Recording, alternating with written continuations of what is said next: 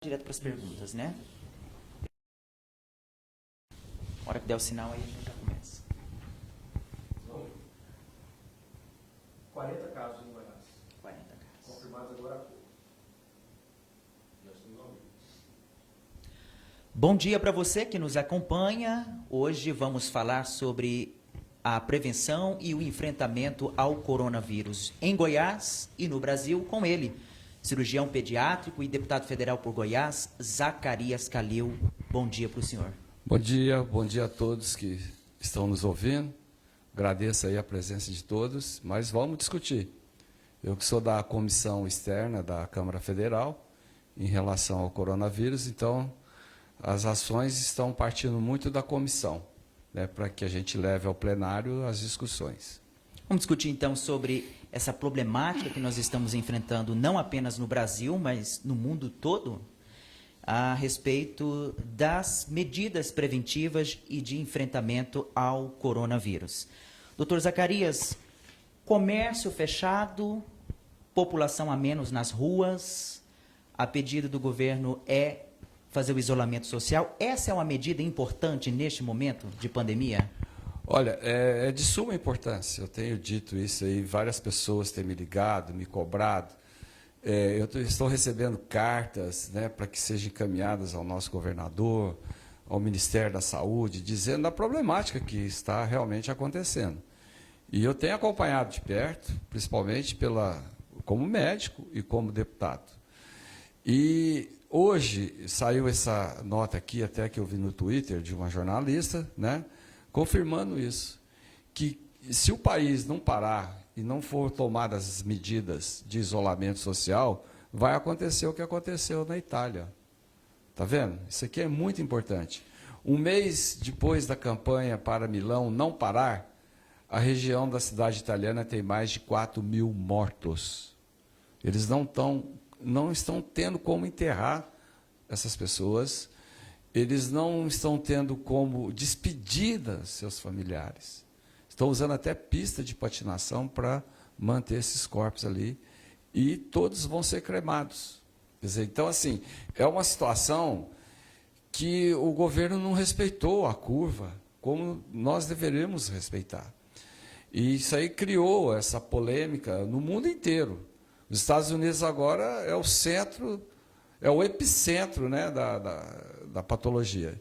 Então, assim, eu tenho acompanhado diariamente, inclusive ontem, nós tivemos uma discussão muito grande, uma discussão de mais ou menos 2 horas, da nossa bancada, do DEM, juntamente com o vice-governador de São Paulo, Rodrigo Garcia, que ele é do nosso partido, e ele mostrou as preocupações que eles estão passando em São Paulo e tentar resolver essas medidas. Para você ter uma ideia, eu peguei o gráfico de São Paulo de ontem. As medidas, em 15 dias, em 9 dias, eles tiveram 745 casos. Quer dizer, o estado de São Paulo são quantos municípios? Deixa eu ver aqui. Tomaram as medidas, são 645 municípios. O estado de São Paulo parou o Brasil, né, claro. Então, assim, se não tomar as medidas, nós vamos ter, igual o ministro da Saúde falou, o colapso na saúde. E a gente se preocupa também, é claro, com o colapso social, né, que está todo mundo assim numa situação muito complicada, de isolamento, de fake news, uma série de fatores que vêm ocorrendo. Mas nós estamos tomando medidas, principalmente em relação à população pobre, à população carente. Você vê, o governo, ele anunciou R$200 por mês. Isso é um absurdo. Não tem nem condição de R$200. Quer dizer, quem é uma família consegue viver com isso? E nós sugerimos, e ontem foi aprovado, né, por unanimidade, o valor de R$600, podendo a família ter 2 pessoas que poderiam receber até R$1.200 por mês. Então é isso, você tem que ir adequando aos parâmetros, que é a população pobre, os idosos, né? Então são fatores de suma importância em relação a isso. Mas eu vejo assim, Brasília, por exemplo, está virando uma loucura. né? Cada dia aumenta casos, eu estou lá acompanhando, né? Não fisicamente, mas a gente está vendo o problema que está ocorrendo lá. E quer dizer, se você não tomar essas medidas, vai piorar e muito. E nós não vamos ter suporte médico para aguentar essa crise. Então, se você conseguir diminuir, olha aqui, ó, deixa eu pegar aqui essa curva, só um momentinho aí. Quando eu falo em achatar a curva,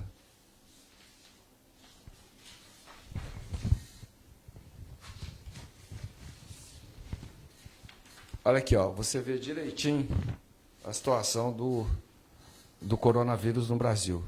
É o que o ministro fala. Olha aqui, ó, você começa aqui do dia 26 de fevereiro, você tem uma curva estável, e de repente ela faz um ângulo de 90 graus. É uma espiral ascendente. Ele citou várias vezes, comparou com o Monte Everest, né? Nós estamos na base, que nós vamos subir e tal. Se você não achatar essa curva, para que diminua a virulência, vai piorar. E esse negócio de liberar verticalmente, o próprio prefeito de Milão declarou hoje que ele arrependeu amargamente de não ter tomado essas medidas. E é um de arrependimento isolamento. tarde, né? É tarde, porque a quantidade de pessoas que estão indo a óbito é muito grande, principalmente os idosos. Quer dizer, você está fazendo uma seleção natural no seu país? O caminho não é esse. Às vezes o próprio presidente, nessa fala que ele teve, eu acho que ele foi infeliz, né? Não, vamos liberar a vertical, assim, preocupado com a economia, mas e a saúde, como é que fica? Então, vamos ter um pouco mais de cautela e ver de que maneira, dubiamente, politicamente, às vezes a fala do presidente, ela causou na população. E nós, como médicos, a gente sabe da real situação que isso aí leva a ocorrer. Olha, para você ter uma ideia, eu sou um médico assim, como os outros da nossa cidade. Se você vê a quantidade de gente que me liga, antes desse período aí da virulência, ajuda aí numa vaga de UTI, eu estou precisando do meu filho, meu neto, minha avó, minha tia, não consegue vaga de UTI, numa fase normal. Imagine agora nessa situação. Eu até sugeri na semana passada, mandei uma mensagem para o nosso governador, por duas situações em Goiás. Primeiro, eu gostaria de parabenizar o governador Ronaldo Caiado pelas medidas que ele tem tomado em relação ao atendimento. Nós temos aquele Hospital do Servidor, que é de suma importância, o hospital novo, né, que vai ser aberto agora, com 222 leitos, que a maioria do Brasil não tem isso disponível, eles estão usando estádios, ginásios, essas coisas assim. Até vi agora, fiquei muito feliz, gostaria de parabenizar também o juiz Átila, né, acho que é da vara de falência, de que esses dois hospitais em Goiânia, que estão em fase de processo de falência, até falei, governador, vamos solicitar na justiça que esses hospitais sejam desapropriados para a utilização, né? E ele até respondeu depois, não, vamos ver a sua ideia e tal. E agora eu vejo o juiz, a preocupação dele, do judiciário, acabei de ouvir agora na CBN, que ele já colocou à disposição o Hospital Lúcio Rebelo e o Hospital Santa Genoveva. Isso aí para nós é um motivo de comemorar, porque a gente pode colocar para funcionar. Eu conheço esses hospitais, sei da infraestrutura que eles têm, e basta você entrar, né, para a gente dar continuidade a isso. Então, parabéns ao Judiciário com essa preocupação da saúde. Deputado, nós temos hoje no país também, e aqui no estado de Goiás não é diferente, essa divergência, claro, em adotar medidas preventivas e de enfrentamento ao coronavírus, até porque o governador de Goiás, Ronaldo Caiado, decide, né, e apoia a continuidade do isolamento social, mas o governo federal, em contradição, não é o que ele mesmo fala, né? Ele não concorda com essa visão. Como é que o senhor avalia esse cenário em relação ao quadro de pandemia que hoje nós estamos enfrentando aqui no Brasil, e em Goiás não é diferente, hoje, inclusive, com 40 casos de coronavírus no estado? Então, eu vejo assim uma divergência infeliz, né? Porque as normas, quer dizer, nós não estamos inventando a fórmula. O governador de Goiás não está inventando nada. O ministro Mandetta, que é próximo a nós, é do nosso partido, nós passamos os deputados, ele é uma pessoa extremamente respeitada dentro da Câmara, ele conseguiu uma coisa inédita, que foi unir todos os deputados, independente de partidos. Então, assim, ele não tomou uma posição isolada. Nós estamos com ele, para a semana retrasada, a semana inteira, e ele é muito claro, nós estamos seguindo as normas, os protocolos internacionais, que é da Organização Mundial de Saúde, que é do Ministério da Saúde, e nós temos que respeitar isso. Se você passar por cima dos ministros, um ministro da Economia brigando com um ministro da Saúde, o presidente dando a sua opinião, quer dizer, então, assim, cria uma dúvida no país. O presidente deveria, como chefe da nação, ser solidário à população no que pode acontecer no futuro. Se a gente verticalizar como a maioria das pessoas estão querendo, gente, a hora que você tiver um membro da sua família numa situação dessa, você vai ver a situação que vai ser criada, né? Porque aí você vai arrepender por isso. Esse dia mesmo eu postei aí um do Daily Mail, de Londres, uma paciente que saiu com os amigos para beber cerveja. E ela está lá na UTI, um quadro respiratório intenso, e falando do arrependimento, o preço que custou essa saída para ela tomar cerveja com os amigos. Então, são situações que não foram inventadas por nós. São situações que nós estamos acompanhando de protocolos internacionais. Olha só, veja que interessante esse gráfico aqui. Se alguém tiver a oportunidade de ver esse gráfico, e eu já citei isso algumas vezes, de que El Salvador, país pequeno da América Latina, aí, do tamanho talvez do estado de Alagoas, ele é um país que antecipou as medidas de toda a América Latina. E até essa data aqui, ó, quer ver? Do dia, deixa eu achar aqui, El Salvador, são vários países aqui, às vezes eu me perco um pouco. Até o dia 22 de março, eles não tinham, antes da epidemia, na realidade, eu li errado aqui, eles não tiveram nenhum caso. E tomaram medidas extremas. Por exemplo, 30 dias. Eles anunciaram agora, como surgiu um caso lá, eles anunciaram que a partir do dia 22 de março até o dia 20 de abril, são 30 dias, a média de pacientes com coronavírus seriam 5. 5 casos.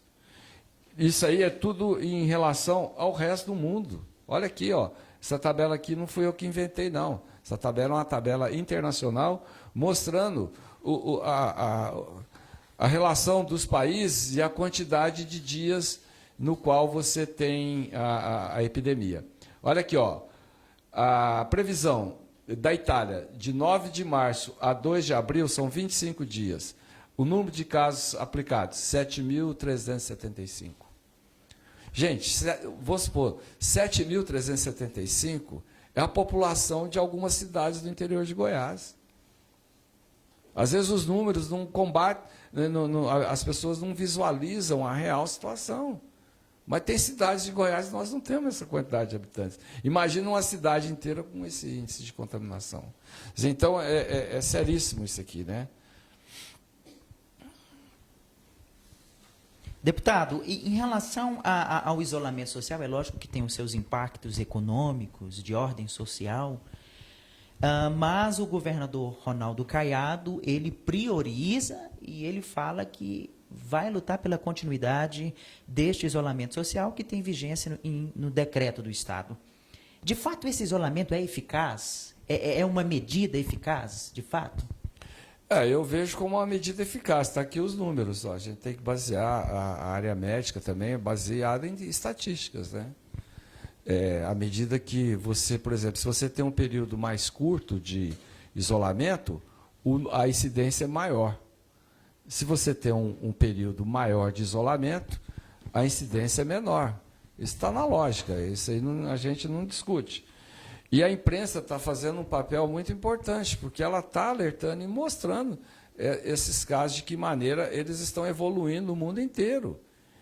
Enquanto você não achatar essa curva, ele não pode liberar a verticalização. As pessoas têm que entender isso. Eu não estou falando aqui como político, não. Eu estou falando como médico. A gente entende muito bem, apesar eu não sou infectologista, mas nós sabemos muito bem da virulência desse vírus, né? Como ele ocorre aí. Essa questão de mortes. Nós temos casos de uma morte em Goiás, nós temos outras mortes no país, e a disseminação de informação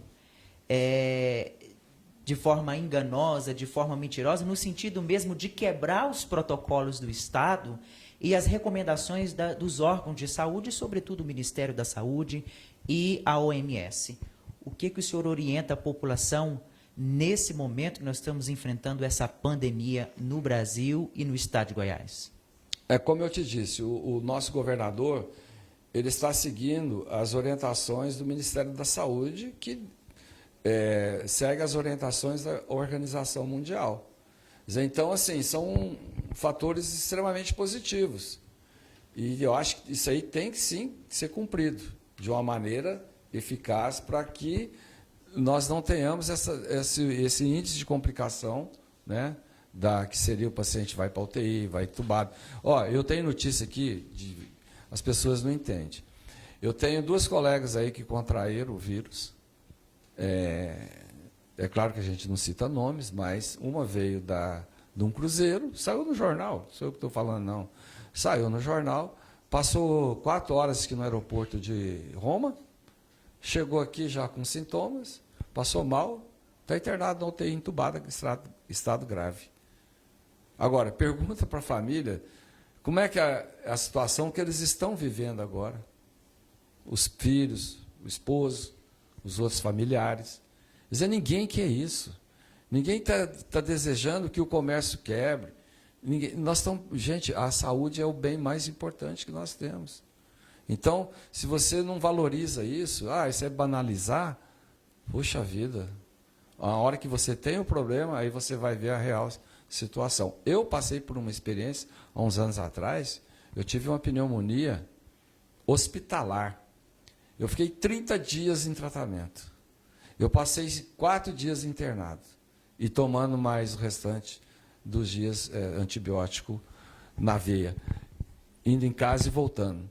Olha, eu vou te falar uma coisa, eu não desejo isso para ninguém, não. Agora, imagine quem está com uma patologia dessa grave. Entendeu? Então, assim, você acaba com... Se você é o cabeça da sua família e ficar doente, essa preocupação com ganhar, trabalhar para poder pagar de noite, você trabalhar de manhã para pagar o jantar à noite, não é assim. É claro que a gente tem que estar preocupado com essa condição. Mas se você adoece, como é que vai ficar a sua família? Se você é o cabeça da família. É uma situação terrível, né? Então, vamos ter um pouco de paciência. O governador parece que determinou até o dia 4 de abril. São Paulo, até o dia 7 de abril. Imagine São Paulo. São Paulo tem 40 milhões de habitantes. São 645 municípios. Então, assim, vamos acatar as decisões do ministro da Saúde. A gente sabe da competência dele, dos técnicos da saúde, para que a gente possa trabalhar em cima disso. Deputado, e na Câmara Federal, como é que tem sido o trabalho dos deputados federais em relação a essa pandemia que nós estamos enfrentando no Brasil? Lógico que nós temos lá a ala que é pró-Bolsonaro, nós temos uma ala que é contra, né, a postura dele. Como é que isso tem sido trabalhado no Congresso Nacional e especificadamente lá na Câmara? Olha, a maioria está apoiando as decisões que o plenário está tomando, inclusive da nossa comissão. Mas, assim, eu vejo algumas críticas, né, em relação ao nosso presidente, que é principalmente da oposição, que eles sempre criticaram de uma maneira ou de outra. Mas a maioria, que igual eu te disse no início, eles criticaram o pronunciamento, né, da maneira que foi feito, e na questão de não valorizar o surto de epidemia que o Brasil está vivendo. Existem críticas e mais críticas, mas também existem vários elogios ao que o Ministério da Saúde tem tomado, essas posições que o Ministério. Você vê que o próprio ministro da Economia ele não se manifesta em relação a isso, porque ele está numa situação também de saia justa, por assim dizer. Porque se ele der algum pronunciamento no qual ele possa arrepender depois, a responsabilidade é muito grande de uma pessoa que representa o país numa situação dessa. É muito grande. Então, por exemplo, eu acho, na minha opinião, que o nosso presidente ele fez um jogo político arriscado. Arriscado. Se der certo da maneira que ele pensa, como diz o outro, ele vai para a galera. Mas se não der certo, ele também vai entrar num declínio muito grande. E, quer dizer, então são dois extremos que eu vejo numa situação dessa. E nós, da população, nós estamos, assim, por entender o que possa acontecer. Então, veja bem, eu acho que politicamente ele fez um jogo arriscado.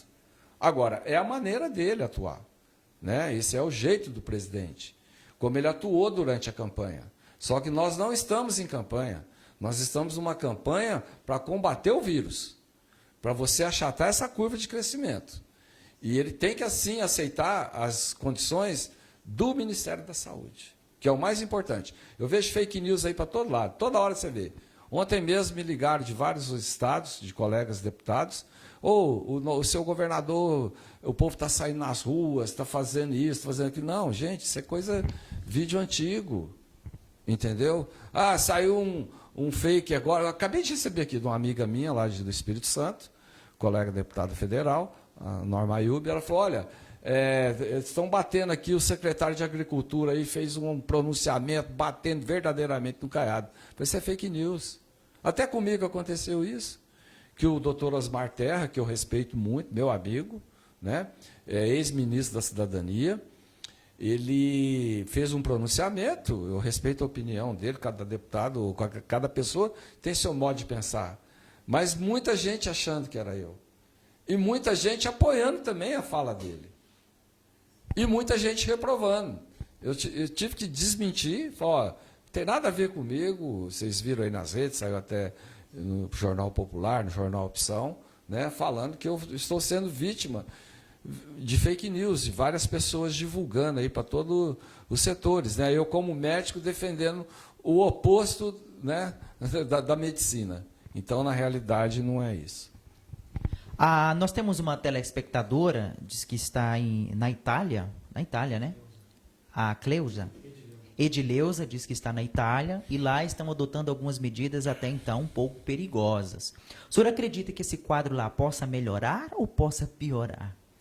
Olha, pela estatística, como eu te disse, a medicina trabalha muito baseado nas pesquisas, né, e nos resultados. Então, ele tem o período dele de virulência maior, tem o pico e depois ele começa a declinar. Né? Se o governo da Itália tivesse tomado as medidas de proteção social, eles não estariam no pico máximo. Entendeu? Então, você tem que diminuir o índice de virulência. É igual, por exemplo, você tem uma infecção no seu organismo. Você tem um abscesso, por exemplo, né, na mama. Inflama, você tem febre alta, tem isso aqui. Se você não abrir e tirar aquilo ali, essa infecção ela não vai diminuir, ela vai continuar. Então é a mesma coisa, você tem que diminuir a quantidade de vírus, a quantidade de bactérias, porque quando o vírus atinge a pessoa, ela vai imunologicamente se deprimindo mais. E com isso o quadro infeccioso ele instala e vem outras complicações. Agora, a tendência é reduzir com o passar do tempo, igual aconteceu na China. Né? Então, a China está vivendo um período melhor agora, porque o índice da virulência caiu. É isso que as pessoas têm que entender. Se na Itália tivesse tomado as medidas protetivas, aí sim, eles não estariam no pico máximo deles, né? Então, quando ele atinge o pico máximo, ele pega as pessoas de maior vulnerabilidade e depois vai criando alguma certa resistência e vai atingindo o jovem também. Você que está acompanhando a nossa entrevista com o médico cirurgião e deputado federal por Goiás, Zacarias Calil, você também pode mandar sua pergunta aí nas redes sociais, pelo Facebook e pelo Instagram. Deputado, como o senhor avalia hoje o governador Ronaldo Caiado? Olha, eu sou amigo dele, pessoal, conheço o governador desde 1979, quando eu era estudante de medicina. Às vezes eu sou uma pessoa suspeita para falar dele, né? Mas ele me levou para a política, não porque eu deva a minha eleição a ele, mas ele me levou para a política para que a gente pudesse trabalhar na área de saúde. Então, ele é uma pessoa que tem uma visão grande do Estado, né? Ele conhece o Estado como um todo, tem trabalhado para que realmente o Estado de Goiás fique como uma referência no Brasil. Eu vejo esse trabalho dele, né? Então, ele está tomando medidas extremas que às vezes são mal compreendidas, mas o Brasil inteiro está passando por situações assim. Então, assim, são fatores que eu avalio ele muito bem. Eu acho que vai melhorar mais. Ele está em pouco tempo de governo ainda, mas nós estamos assim num caminho bom, né? Não é excelente nem ótimo. É um caminho bom que nós temos que ter agora uma curva de crescimento melhor.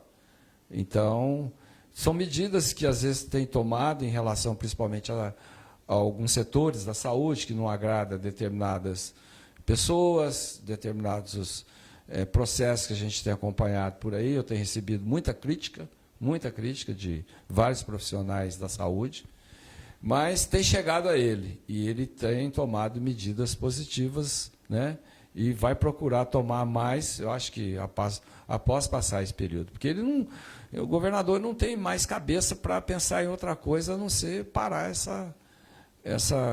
esse vírus, que é o que vai afetar muito a economia do Brasil e principalmente a nossa economia. Você vê nem os recursos do Ministério da Saúde que nós deveríamos receber, porque o Estado são acho que R$2.000 por população, nós vamos receber 14 milhões de reais. Quer dizer, é pouco, o governo não dá conta. A bancada federal está ajudando também, né? Você viu hoje, saiu até na manchete do jornal. Então, assim, foram quase 107 milhões que nós destinamos. Eu sou da área da saúde, eu destinei todas as minhas emendas de bancada para a área da saúde. Então, assim, esse é o momento que nós temos que jogar na saúde para que o governo possa sair desse processo e melhorar a economia do Estado. Porque, olha, gente, vou falar uma coisa para vocês, muito séria. Esse país, o Brasil, esse ano, ele não cresce. Não tem o PIB. O PIB, esse ano, provavelmente vai ser negativo. E são discussões que nós estamos tendo na Câmara. Não estou querendo alarmar ninguém. Né? É uma realidade. É né? uma realidade. Não estou fazendo assim medidas, o deputado falou isso aqui.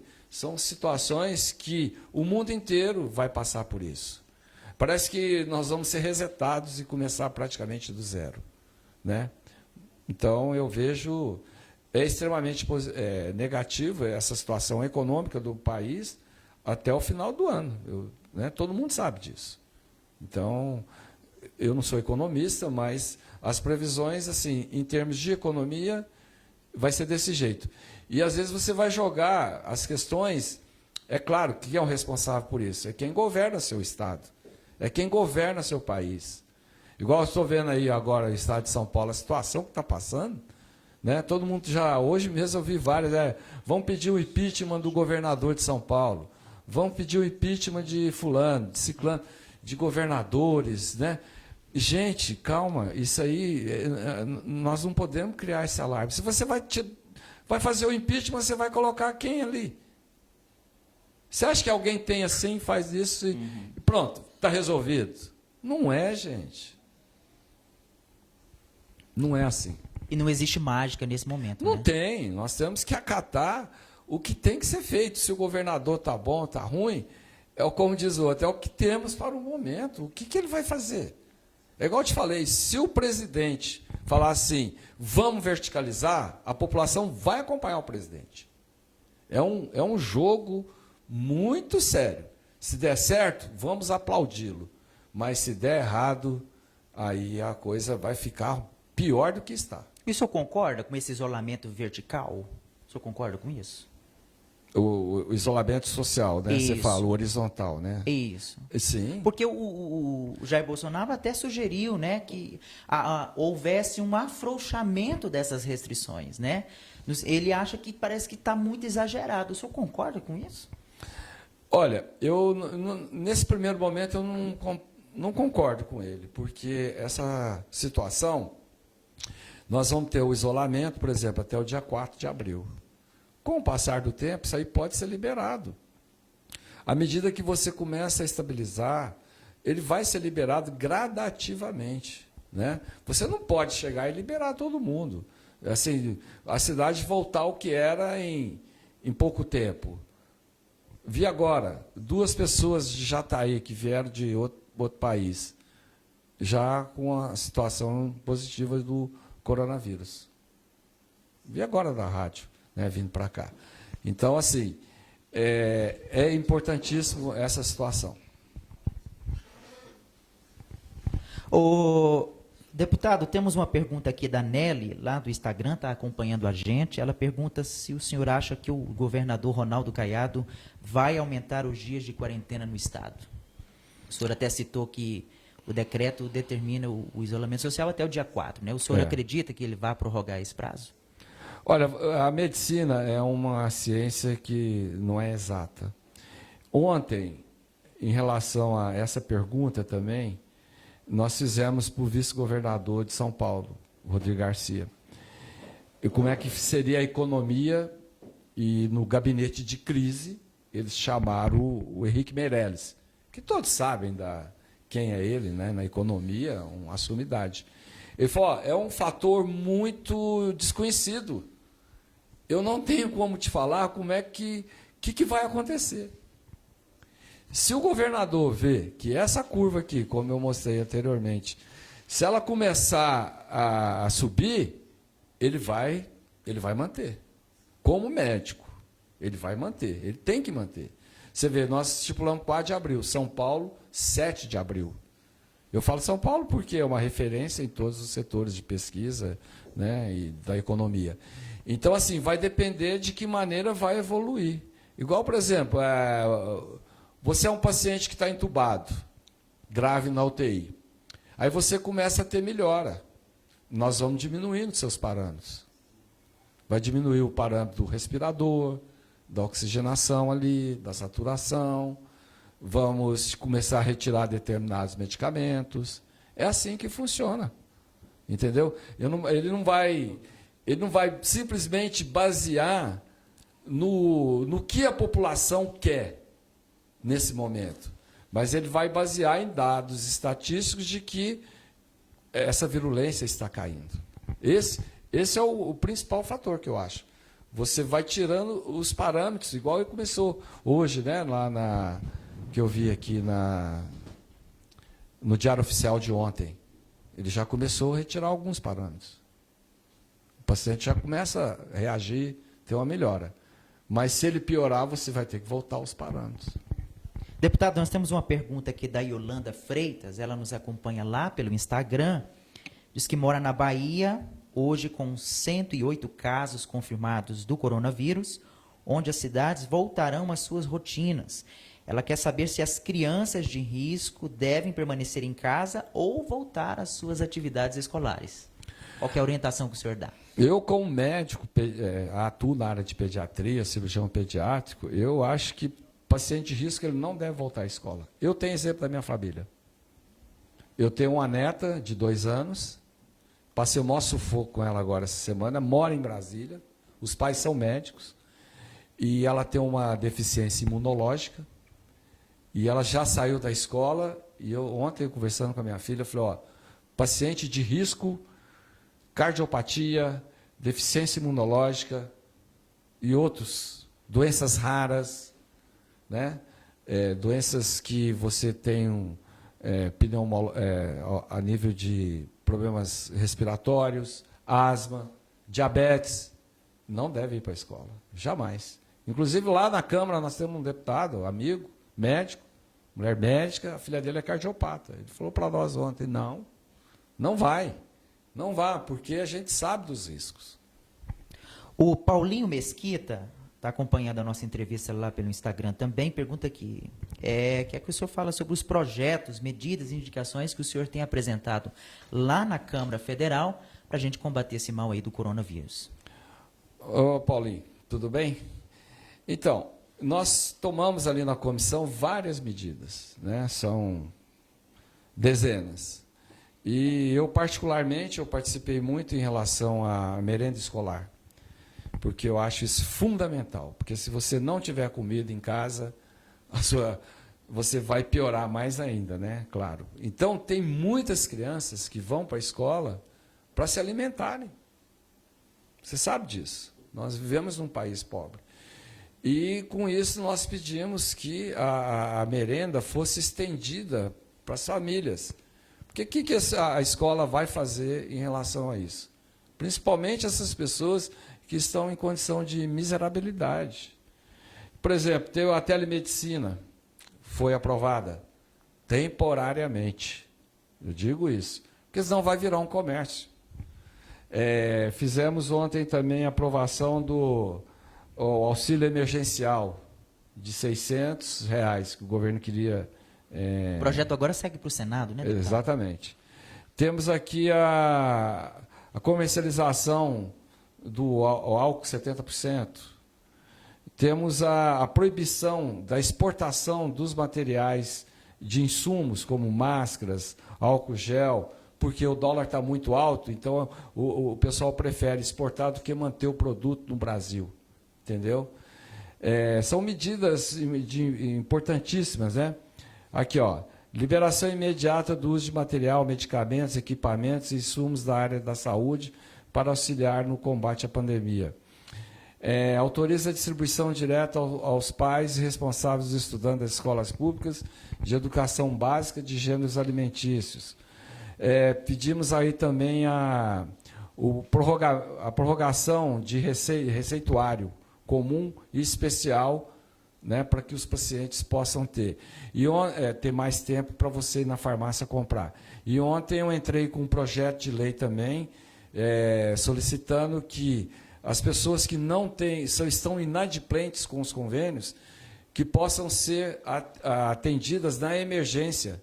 Se você tem 60 dias lá que você não paga seu convênio, você está inadimplente, o que vai acontecer? Você não vai perder o plano? Mas, nesse momento, nós temos que ajudá-lo, porque você não tem renda. Como é que você vai pagar?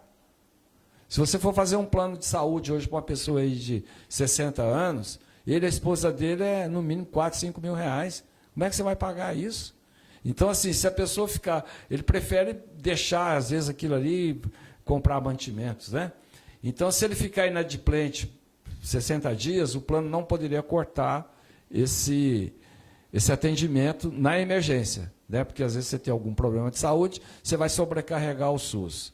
Então, são várias outras medidas, né, que atestado médico, por exemplo. Essa é importante, né? Exato. Muito importante. Então, aqui, ó, o PL 702, né, de 2020, dispensa o trabalhador da comprovação de doença por 7 dias, sem necessidade de atestado médico, e com garantia de salário durante o período de emergência associado ao Covid-19. E prorroga também a validade das receitas, bem como o pedido de exames de laboratório. Nós não temos mais nenhuma pergunta aqui, mas tem muita gente ainda acompanhando a nossa entrevista aqui sobre a prevenção e as políticas de enfrentamento ao coronavírus em Goiás e no Brasil. Deputado, qual que é a orientação que o senhor dá hoje para quem está nos acompanhando neste momento em que a gente enfrenta a pandemia do coronavírus em Goiás e no Brasil, principalmente aqui no estado de Goiás, em que o senhor é deputado federal? Olha, vamos seguir as orientações do Ministério da Saúde. Eu vejo aí, ó, pessoas, às vezes, fazendo uso de determinados medicamentos, receita doméstica, Quer dizer, isso não leva a nada. Ontem parece que eu vi a nível nos Estados Unidos um artista, o Homem de Ferro. Ele foi preso porque ele estava vendendo determinadas cápsulas dizendo que curaria o coronavírus. Ele foi preso. Entendeu? Olha só, um artista, né, o Homem de Ferro, que é o ídolo das crianças aí, e até nós também, né? Ele foi preso. Eu estou vendo médicos, às vezes, mandando aí imagens, vídeos, falando que injeta soro para curar. Isso não existe.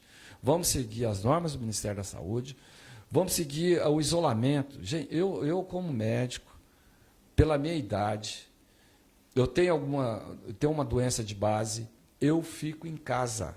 Eu não saio, eu estou em isolamento, porque se você, porventura, pegar uma doença dessa, em pouco tempo você não sobrevive. As ações básicas da saúde, né? Principal, lavar as mãos, álcool gel à vontade, evitar aglomerações. Então, assim, são fatores que todo mundo já sabe que tem que ser feito. A gente não vai ser repetitivo. Mas vamos acreditar no nosso governo, vamos apoiá-lo nesse isolamento social. Até o dia 4 de abril. Pode ser prorrogado? A gente não sabe. Nem o governador sabe. Vai depender do quadro, né? Exato, vai depender do quadro. Se a gente tomar as medidas, nós vamos sim diminuir a virulência. Isso é importante. Estou vendo aí o pessoal fazer fake news, greve de caminhoneiro, fazendo... Eu vi aqui agora, chegou para nós aqui, vai ter uma passeata, carreata, motorrata, essas coisas assim, sabe? Então, assim, não é por aí. Vamos acreditar, gente. Às vezes, eu sei que é difícil, para todo mundo, economicamente, mas nós temos que passar essa fase. E vamos passar, né? Vamos passar. Tá, vamos passar. Para você que nos acompanha, muito obrigado pela sua audiência. Hoje a gente conversou aqui um pouquinho sobre a prevenção e as políticas de enfrentamento ao coronavírus em Goiás e no Brasil, com o médico, cirurgião e deputado federal por Goiás, Zacarias Calil. Obrigado pela sua presença, obrigado por essa entrevista. Eu que agradeço a todos, né? E obrigado aí pelo apoio e a paciência por nos ter ouvido, né? Mas, assim, não é nada alarmante, mas eu quero passar as orientações que nós temos visto, presenciado, né, na Câmara, para que a população tenha uma saúde de melhor qualidade. Veja bem, eu como pediatra, eu vi ontem uma coisa que me tocou muito, uma notícia de que os pais não vão poder visitar os filhos nos hospitais. Você quer coisa pior do que isso? Eu vejo situações graves. Vocês sabem disso, eu trabalho com patologias complexas, com patologias raras. A sensação de abandono de uma criança internada é uma coisa seríssima. Você está dentro de uma UTI, dentro de um hospital, e seu bebezinho lá com 2, 3 anos de idade, você não poder ir lá visitar essa criança? Vocês têm ideia o que passa na cabeça de uma criança dessa? Eu vi isso de perto, vi várias vezes. Né? Sempre fui adepto de que a UTI tem que ser humanizada. Agora, proibiram, com uma certa razão. Mas nós temos que esperar essa fase passar. E de que maneira? Tomando as condutas corretas de prevenção, de isolamento social. Entendeu? Isso é muito sério. Quem tem hoje filhos internados em hospital e não poder visitá-los, é a mesma coisa de você ter seu pai, lá com mais de 60 anos, sozinho dentro de um hospital. Isso é muito triste e é muito grave. Porque o problema psicológico que gera isso, na cabeça da pessoa, que ela está lá dentro do hospital, é mais grave ainda. Porque ele não tem autoestima, ele não pensa na sobrevida. Você vê essas crianças ali, como eu já vi várias vezes, a criança fica triste, quietinha, ela não conversa, não se alimenta, porque ela tem a sensação de abandono. Então, nós não podemos chegar a esse ponto, entendeu? Então, eu chamo a atenção da população. Obrigado, deputado. Vamos fazer, então, a nossa parte, ter o nosso bom senso de cidadão e contribuir, então, com as boas práticas para o enfrentamento ao coronavírus.